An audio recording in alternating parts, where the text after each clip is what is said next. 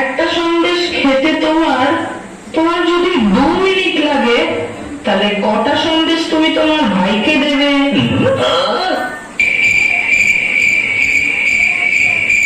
একটাও নয়। মানে কেমন করে? সবগুলো তো আমি নিজেই খেয়ে ফেলবো, দিতেই পারবো না। সবকটা সন্দেশ দিয়ে নিজেই খেয়ে দেখাচ্ছি মজা। আপনি কথায় কথায় তো মারেন কেন? রসুন মশাই, রসুন।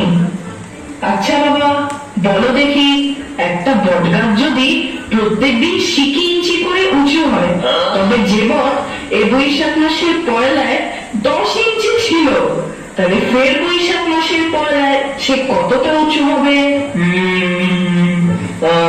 যদি সে গাছ বেঁকে যায় তাহলে ঠিক বলতে পারি না। যদি বরাবর সিধে ওঠে তাহলে মেপে দেখলেই খাওয়া হবে।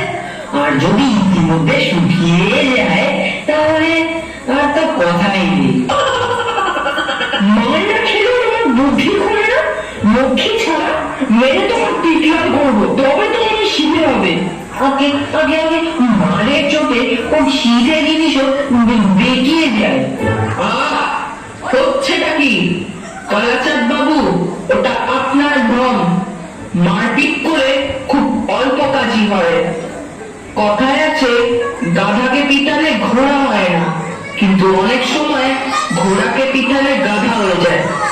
অধিকাংশ ছেলে শিখতে পারে, কিন্তু অধিকাংশ মাস্টার শেখাতে পারে না। কিন্তু মার খেয়ে মরে ছেলেটাই। আপনি আপনার বেত নিয়ে প্রস্থান করুন, দিন কত মধুসূদন